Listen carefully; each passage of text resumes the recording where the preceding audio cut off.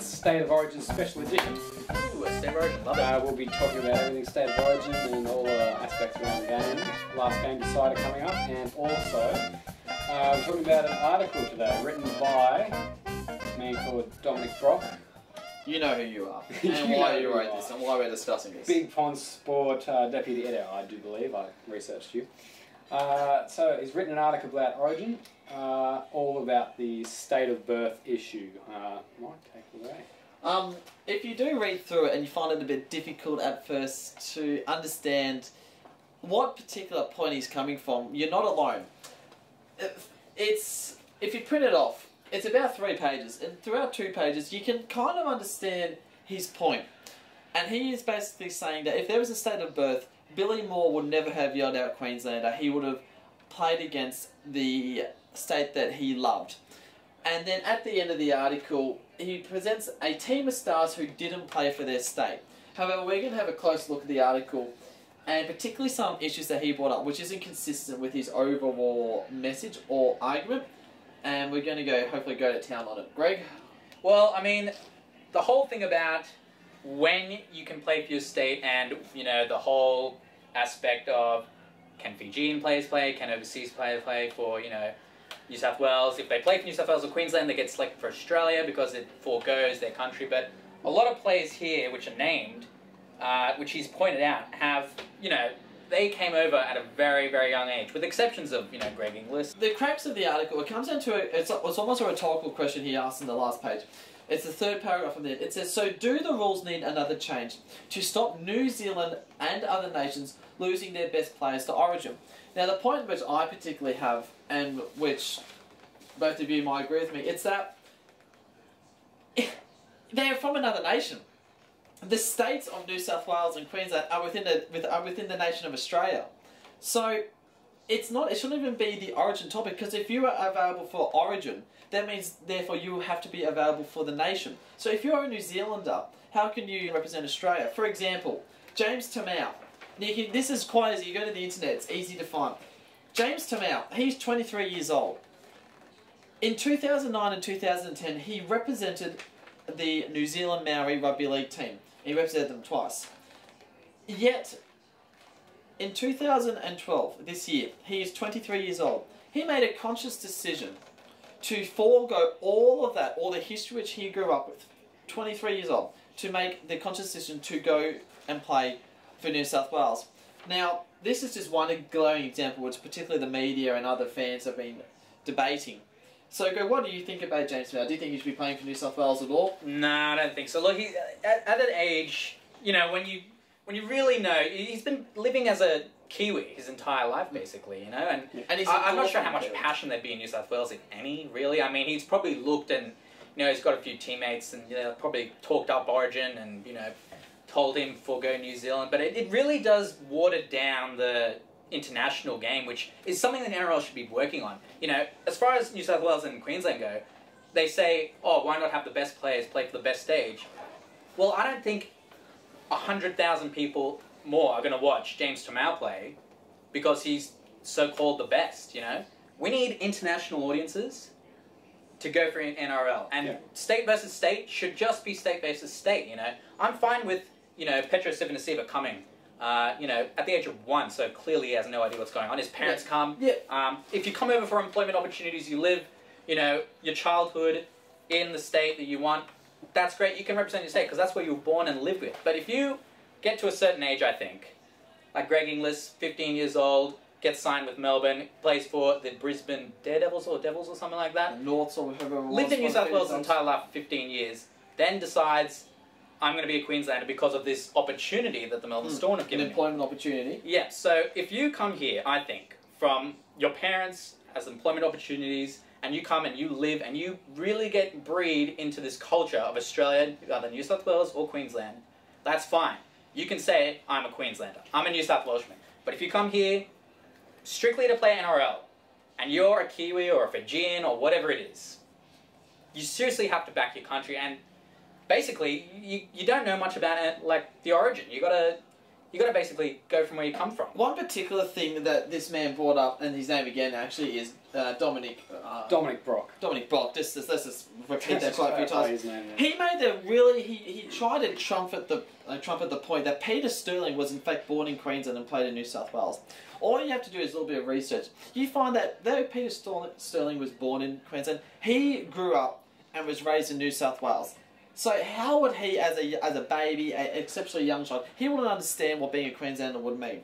Either would, for example, as Greg mentioned, Petro Civoniceva. He moved to Queensland from Fiji when he was less than 1 year old because of his family. He didn't come for opportunities to play Origin or for employment. He came because his family did. And he's less than 12 months old. How is he supposed to know what his nationality is? You've got other ones, such as Carmichael Hunt.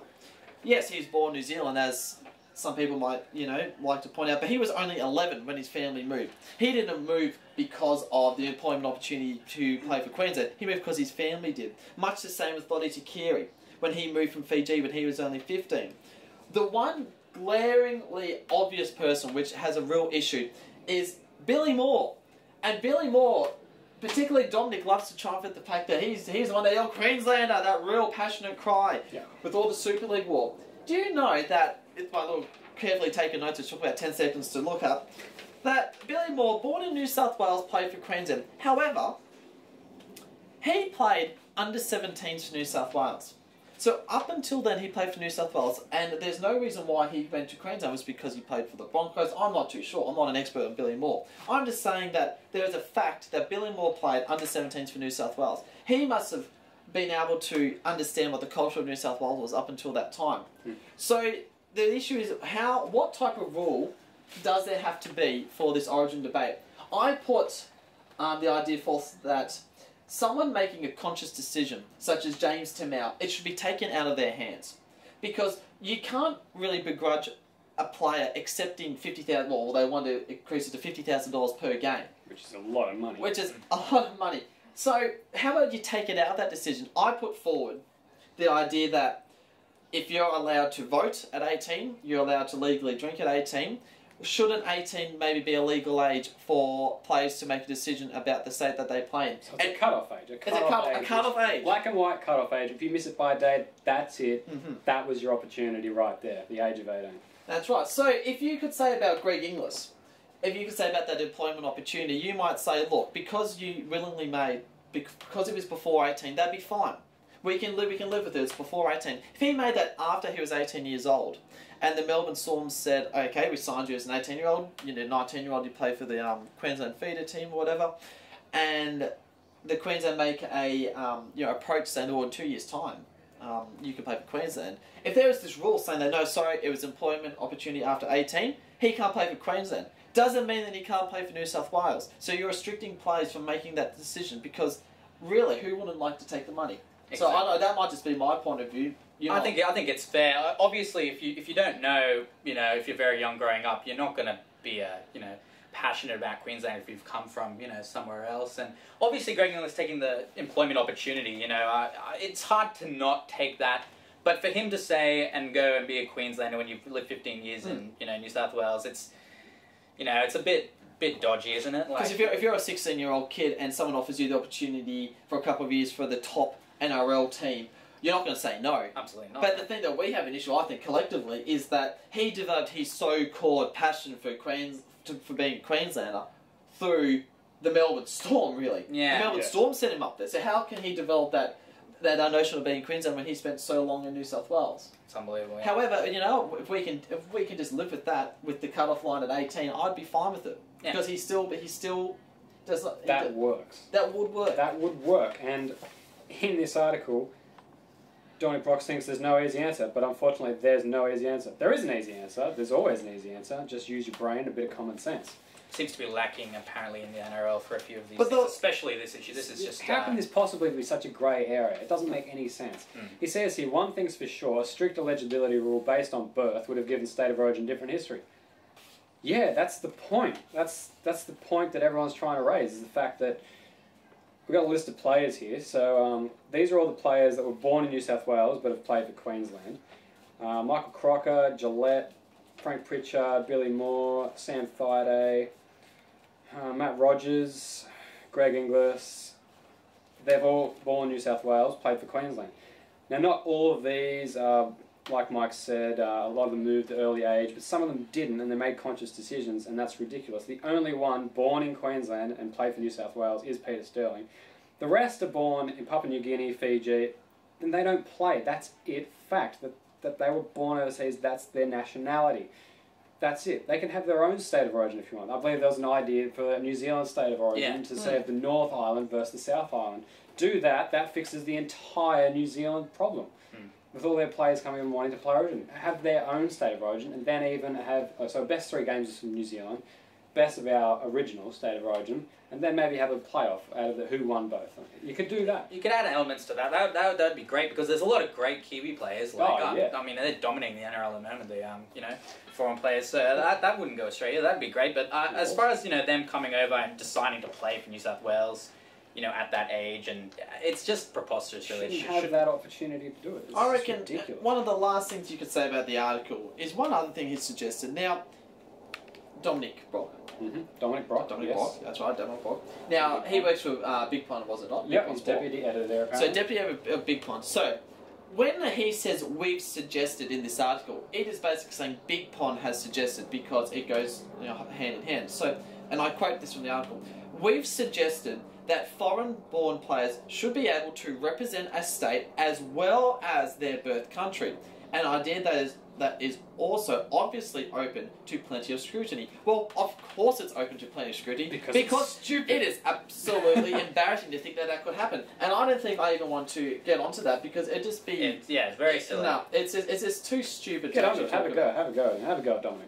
No, we said Dominic's name enough. Dominic, we'll leave Dominic alone and concentrate on the fact that... However, thank you, Dominic, that we were able to talk about this. It was good. Yeah, giving us a bit of firepower. But Uate dropped for the next game. That's pretty crazy. Well, how many tries did they score down the wing? I can see where they're coming from. He's a great attacking outlet. Brett Morris, you're not going to lose too much with him in attacking-wise. Speed, defence, who really...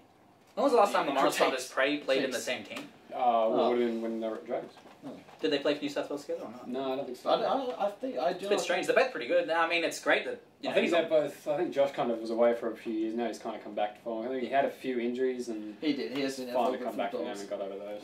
So. But the fact that New South Wales have also picked injured players. No idea. I mean, we've all saw Glenn Stewart hobble up from the field. We saw Greg Bird struggling. Yeah. It's... if you're a Ricky Stewart, Greg, when would you pull the pin on them if they cannot prove their fitness? Would it be this week, or would it be the beginning of next week? You can't leave it too long, that's the thing. And Glenn Stewart was such an important part of any team that he plays for, whether it be Manly or New South Wales. But you can't say that he's going to play, like you guys were saying before with the team list. I mean, it's ridiculous. You can't name him. And then, I mean, I thought he'd be out for a lot longer. I don't think he'll be fit for Origin, really. I don't know if they'll risk him. I mean, Manly fans would be pretty upset if... Glenn Stewart played a high-intensity 80-minute game for New South Wales, only to make him injured for 4 or 5 weeks of Manly's campaign. It's a big call to make, and it is Manly's campaign. We don't really know. Obviously, yeah, true, and Watmo as well. So he played on the weekend though, so he played very well against the Roosters. But the thing with injuries with Greg Bird and these players like Watmo and T-Rex even coming back, he's only played one game back, straight back into the team. He dominated the Roosters single-handedly. It was fantastic. If he wasn't there, we would have only been 40 to 14. instead of 52s. But we still have plenty of quality second rowers out there. Gallen's going to pack the lock. We know that. We've got Luke Lewis, who's a fantastic player despite playing for Penrith. We've got Bo Scott. We've got Trent Merrin, who even plays second row for the Dragons. Bo Scott would be a good replacement. Bo Scott's a fantastic Origin player. We've got plenty of options. And even Matt Scott, with the passing of his mother as well, Mal Meninga's giving him time to decide if he wants to play in the right... Well, Slater's got till Saturday to prove match fitness. Yeah. So I think that should be for everyone. I mean, that's a nice... The easy thing with Queensland have is they just have the replasts to... I mean, they have a plethora of players they can choose. They can choose Darius Boyd, we haven't seen his Matt name. Bowen. We haven't seen his name for New South Wales. Who else would you want in the second row? No, you would give 100% gritty determination. Has to be Nathan Hindmarsh. Nathan Hindmarsh. Oh, it's Hindmarsh. Replace Cray with Hindmarsh. I mean, Hindmarsh played so great on the weekend. I know Parramatta haven't had the best season, so it's hard to really put him into Origin calculations. Well, but if you want a raw Origin player, yeah. he's kind of player like Greg Bird and Ashley Harrison. You don't hear about them week in, week out from players, but they're Origin players. Greg Bird especially, Origin player. It doesn't matter what kind of form he is. He was in rubbish form before he played for New South Wales for the Titans. The Titans were going terribly, and they selected Greg Bird. He has blinders. He's an Origin player, and high march, he will give you 150%. Yeah. For sure. As far as predictions go, I think Queensland probably win. What about you? Oh, Queensland won. Yeah. Unfortunately, I do believe Queensland. New South Wales might have that light late comeback, so it might be 1-12. However, I know that all three of us will be cheering passionately for New South Wales. So We will. So go the Blues. Go the Blues. Come on, 7 years. You can't do this to us. We're losing faith here. It's a young kid. If it gets towards a decade, I mean, that's just. I'm gonna hate myself. Depressing. Yeah, really it's depressing. You're killing us. All right. in such situations, heart over head. So Hard over. New South Wales will Yeah, win. go the Blues. Blues are going to win. Don't worry about it. Blues are gonna win. Doesn't It's matter gonna how end the professional opinion stupid doesn't streak. matter. Come on. And we'll look forward to discussing and analysing the match Yeah, as well. we should. Yeah. Next couple of Yeah, episodes. next week probably post-match Origin discussion about how we threw the game. That's be part of the show as normal. All right. Thanks for watching the Golden Points State of Origin edition. See you next time.